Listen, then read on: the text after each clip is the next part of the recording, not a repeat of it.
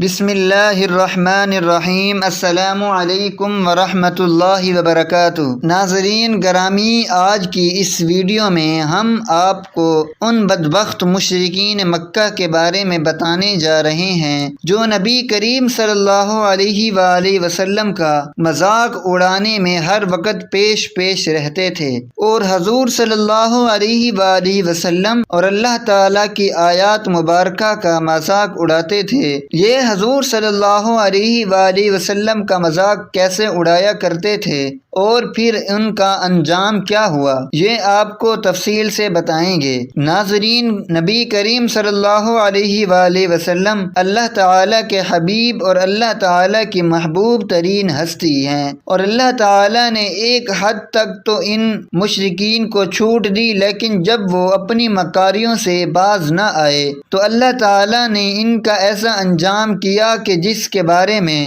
سن کر انسانی روح کانپ جاتی ہے۔ بے شک اللہ تبارک و تعالیٰ کی پکڑ بڑی سخت ہے۔ ناظرین، روایات بتاتی ہیں کہ کچھ مشرک ایسے بھی تھے جو مستقل طور پر آپ صلی اللہ علیہ وآلہ وسلم کا مذاق اڑایا کرتے تھے۔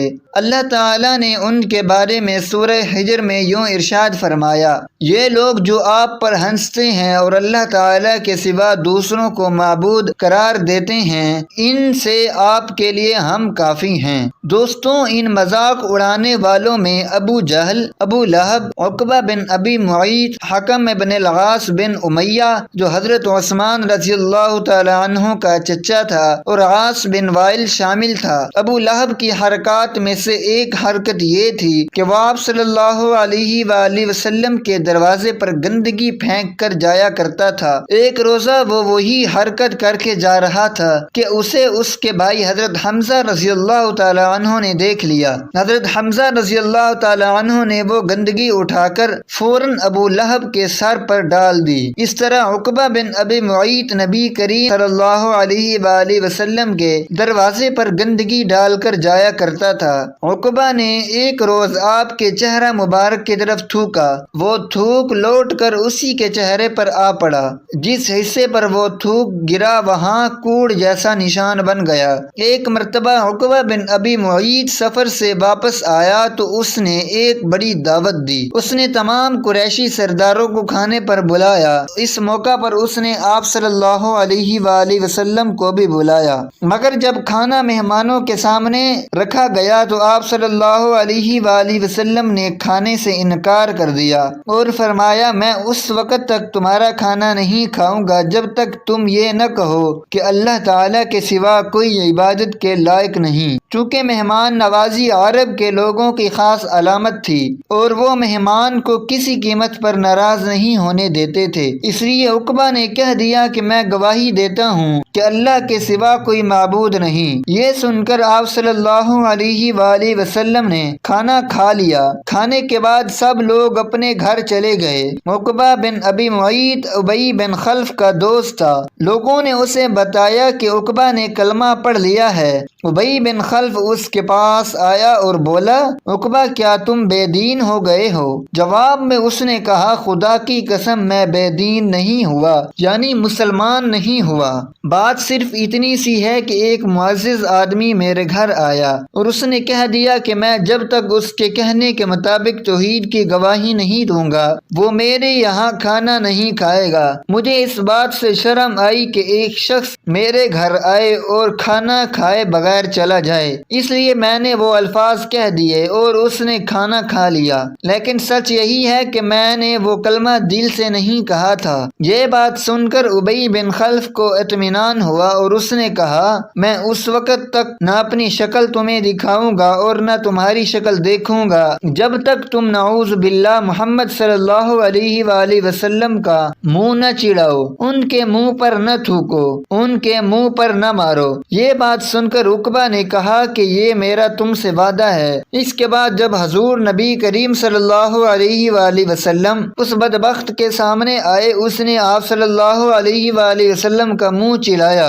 آپ کے چہرے مبارک پر تھوکا، لیکن اس کا تھوک آپ صلی اللہ علیہ وآلہ وسلم کے چہرے مبارک تک نہ پہنچا بلکہ خود اس کے منہ پر آ گرا۔ اس نے محسوس کیا کہ گویا آگ کا کوئی انگارہ اس کے چہرے پر آ گرا ہے۔ اس کے چہرے پر جلنے کا نشان باقی رہ گیا اور مرتے دم تک رہا۔ دوستوں، روایات میں آتا ہے کہ حکم بن عاص بھی اسی طرح آپ صلی اللہ علیہ وآلہ وسلم کے ساتھ مسخرہ پن کرتا تھا۔ ایک روز آپ صلی اللہ علیہ وآلہ وسلم چلے جا رہے تھے، یہ آپ کے پیچھے چل پڑا، آپ کا مذاق اڑانے کے لیے منہ اور ناک سے طرح طرح کی آوازیں نکالنے لگا۔ آپ صلی اللہ علیہ وآلہ وسلم چلتے چلتے اس کی طرف مڑے اور فرمایا، تو ایسا ہی ہو جا۔ چنانچہ اس کے بعد وہ ایسا ہی ہو گیا۔ اس کے منہ اور ناک سے ایسی ہی آوازیں نکلتی رہتی تھیں۔ 1 ماہ تک یہ بے ہوشی کی حالت میں رہا اور اس کے بعد مرنے تک اس کے منہ اور ناک سے ایسی ہی آوازیں نکلتی رہیں۔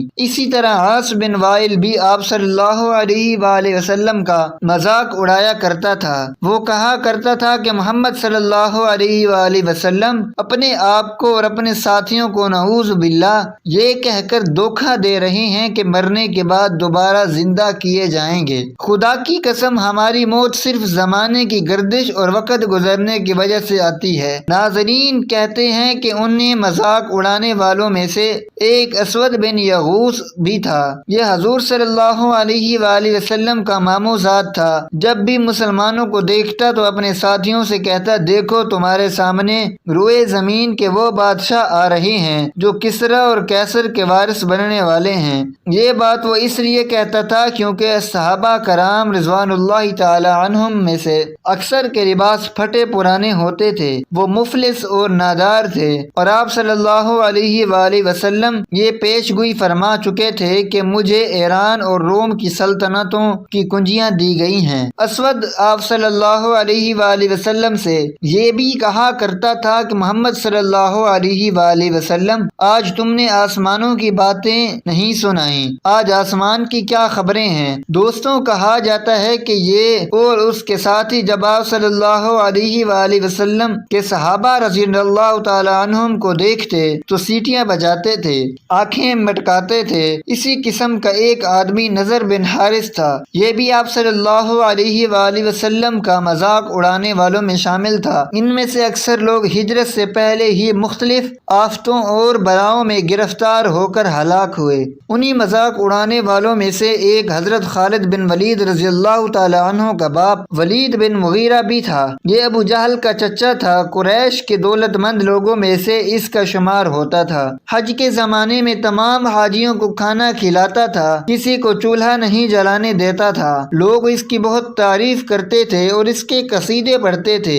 اس کے بہت سے باغات تھے، ایک باغ تو ایسا تھا جس میں تمام سال پھل لگتا تھا، لیکن اس نے آپ صلی اللہ علیہ وآلہ وسلم کو اس قدر تکلیفیں پہنچائیں کہ آپ صلی اللہ علیہ وآلہ وسلم نے اس کے لیے بد دعائیں فرما دی۔ کہتے ہیں کہ اس کے بعد اس کا تمام مال ختم ہو گیا، باغات تباہ ہو گئے، پھر حج کے دنوں میں کوئی اس کا نام لینے والا بھی نہ رہا۔ ایک روز حضرت جبرائیل علیہ السلام آپ صلی اللہ علیہ وآلہ وسلم کے پاس تشریف لائے۔ اس وقت آپ صلی اللہ علیہ وآلہ وسلم بیت اللہ کا طواف کر رہے تھے۔ حضرت جبرائیل علیہ السلام نے آ کر عرض کیا کہ مجھے حکم دیا گیا ہے کہ میں آپ صلی اللہ علیہ وآلہ وسلم کو مذاق اڑانے والوں سے نجات دلاؤں۔ ایسے میں ولید بن مغیرہ ادھر سے گزرا۔ حضرت جبرائیل علیہ السلام نے آپ صلی اللہ علیہ وآلہ وسلم سے پوچھا، آپ اسے کیسا سمجھتے ہیں؟ آپ صلی اللہ علیہ وآلہ وسلم نے فرمایا کہ اللہ تعالیٰ کا برا بندہ ہے۔ یہ سن کر حضرت جبرائیل علیہ السلام نے ولید کی پنڈلی کی طرف اشارہ کیا اور بولے، میں نے اسے انجام تک پہنچا دیا۔ پھر عاص بن وائل سامنے سے گزرا تو جبرائیل علیہ السلام نے پوچھا، آپ صلی اللہ علیہ وآلہ وسلم کیسا آدمی پاتے ہیں آپ اسے؟ آپ صلی اللہ علیہ وآلہ وسلم نے فرمایا، یہ بھی ایک برا بندہ ہے۔ حضرت جبرائیل علیہ السلام نے اس کے پیر کی طرف اشارہ کیا اور پھر بولے، میں نے اسے انجام تک پہنچا دیا۔ اس کے بعد اسود بن یغوث وہاں سے گزرا تو اس کے بارے میں بھی آپ صلی اللہ علیہ وآلہ وسلم نے یہی فرمایا کہ برا آدمی ہے۔ حضرت جبرائیل علیہ السلام نے اس کی آنکھ کی طرف اشارہ کیا اور پھر بولے میں نے اسے انجام تک پہنچا دیا۔ پھر حارث بن ایسلہ گزرا، حضرت جبرائیل علیہ السلام نے اس کے پیٹ کی طرف اشارہ کر کے کہا میں نے بھی اسے انجام تک پہنچا دیا ہے۔ دوستوں پھر تاریخ نے یہ دیکھا اور نقل کیا کہ اس واقعے کے بعد اسود بن یغوث اپنے